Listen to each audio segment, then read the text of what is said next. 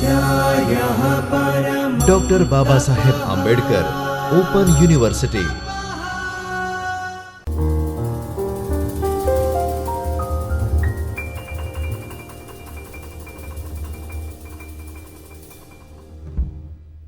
નમસ્કાર વિદ્યાર્થી મિત્રો, ડૉક્ટર બાબા સાહેબ આંબેડકર ઓપન યુનિવર્સિટીના ચૈતન્ય સ્ટુડિયોમાંથી હું ડૉક્ટર અરુણા મકવાણા આપ સૌનું હાર્દિક સ્વાગત કરું છું.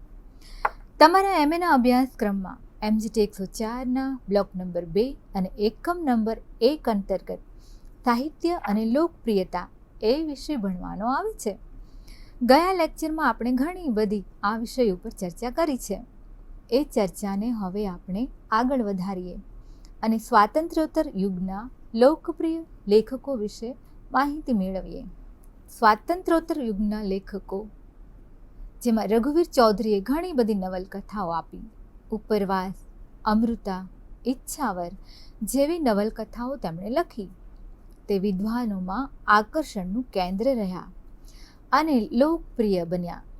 એ જ સમય દરમિયાન ચંદ્રકાંત બક્ષીએ વિદ્વાનો અને લોકો બંનેમાં પ્રિય થયા. તેમણે સુરખાબ જેવી કૃતિ આપી જે રહસ્ય કથાને મળતી આવે છે. એ પછીથી તેમણે આકાર, પેરેલિસિસ, પ્રિય નિકી, લીલી નસોમાં પાનખર, અયનવૃત્ત જેવી અનેક નવલકથાઓ લખી અને વાચકોમાં લોકપ્રિય બની ગયા. સુરેશ જોશીએ જ્યારે ઘટના તિરોધાનની વાત કરી ત્યારે આ સર્જકે એમ કહ્યું કે ઘટના વગર એક ડગલું પણ ન ચલાય. પોતાની આગવી શૈલી, નગર જીવન, તદ્દન નવા પ્રવાહોનું નિરૂપણ તેમણે ખૂબ સરસ રીતે અને ખુદદારીથી કર્યું, જે તેમને ગુજરાતી સાહિત્યમાં એક નવી હરોળમાં બેસાડે છે. વિનેશ અંતાણીએ પણ પ્રિયજન, પલાશવંત, આસોપાલવ, કાફલો, ફાંસ, ધૂંધ ભરી ખીણ આવી અનેક લોકપ્રિય કૃતિઓ આપી. જોસેફ મેકવાને પણ આંગળિયાત, વ્યથાના વિતક એવી નવલકથાઓ આપી. તો મોહન પરમાર જેવા સર્જકોએ દલિત ચેતના, તળપદી ભાષા, દલિતોનું સંઘર્ષમય જીવન આ બધાનું વાસ્તવિક આલેખન કર્યું અને એના દ્વારા પોતાની આગવી ઓળખ ઊભી કરી. આજે ઘણા બધા નવા સર્જકો તેના પર લખે છે અને તેમને આ રીતે લોકપ્રિયતા એમણે મેળવી છે.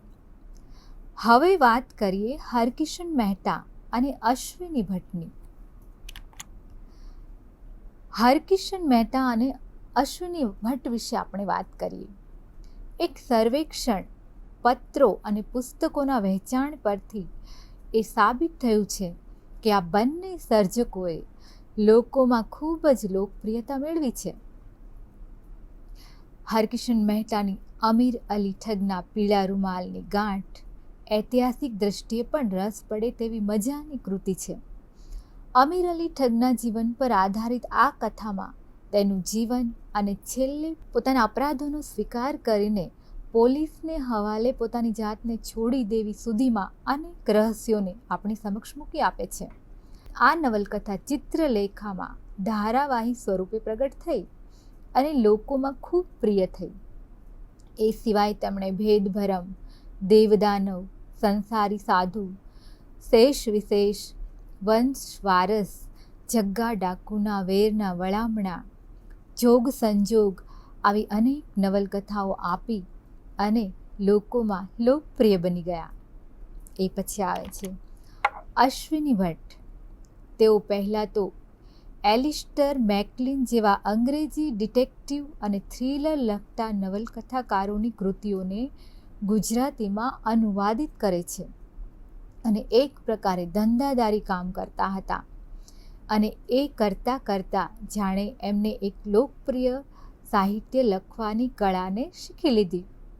વાર્તા રસને કઈ રીતે બહેલાવવો, રહસ્યને કઈ રીતે વધુમાં વધુ ઘૂંટવું, ઘટના પછી ઘટનાઓને એવી રીતે મૂકવી કે ભાવકને એક ક્ષણ માટે શ્વાસ લેવાની તક ન આપવી અને સતત ખેંચી રાખવાની કરામત તેમનામાં આવી ગઈ. તેમણે આશકા મંડળ, ઓથાર, કટિબંધ, નિર્જા ભાર્ગવ, લજ્જા સન્યાલ, અંગાર, આખેટ, શૈલજા સાગર, ફાંસલો જેવી નવલકથાઓ આપી. અને આટલી બધી નવલકથાઓ દ્વારા તેઓ લોકોમાં લોકપ્રિય બની ગયા અને લોકપ્રિય સાહિત્યકારોમાં એમનું નામ છે. હવે જોઈએ આપણે લોકપ્રિયતામાં સમૂહ માધ્યમનો ફાળો. લોકપ્રિયતામાં સમૂહ માધ્યમનો બહુ મોટો ફાળો છે. સમૂહ માધ્યમો એટલે ટીવી, રેડિયો, ઇન્ટરનેટ, મીડિયા, આ બધું આવી જાય એમાં. આજે આપણે જોઈએ છીએ કે કેટલીક ફિલ્મ કે ગીત ખૂબ ફેમસ થઈ જાય છે. સમૂહ તેને ગમાડવા લાગે છે, લોકો તેને આવકારે છે. આપણા ગુજરાતના ગરબા આજે છેક વિદેશ સુધી પહોંચી ગયા અને લોકોમાં પ્રિય બની ગયા. અને એને લોકપ્રિય બનાવવામાં આ સમૂહ માધ્યમોનો તો ખૂબ મોટો ફાળો છે. આ માધ્યમોએ દુનિયાને સાવ આપણી નજીક લાવીને મૂકી દીધી. આજે કોઈ પણ દેશ કે દુનિયાને આપણે નજીકથી ઓળખી શકીએ છીએ.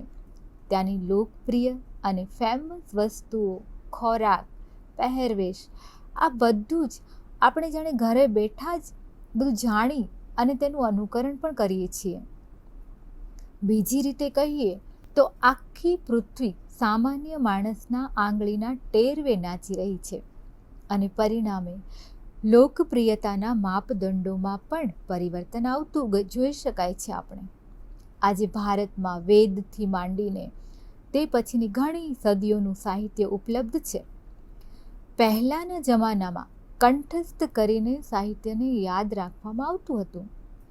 તે પછી લહિયાઓ દ્વારા સાહિત્યને હસ્તપ્રતોમાં સંગ્રહિત કરવામાં આવતું હતું અને આજે અનેક યંત્રોની શોધે તેને અનેક નકલોમાં બહાર પાડ્યું અને મીડિયા, ઇન્ટરનેટ દ્વારા પ્રચાર થયો છે, જેથી પ્રાચીન પરંપરાગત સાહિત્યને પણ આપણે વાંચી અને માણી શકીએ છીએ.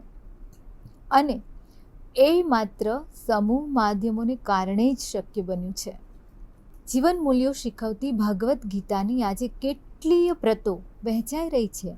આ બધું શક્ય બન્યું છે સમૂહ માધ્યમોને કારણે જ. ઇન્ટરનેટ ખોલશો તો તમને દરેક પ્રકારનું સાહિત્ય મળી રહેશે.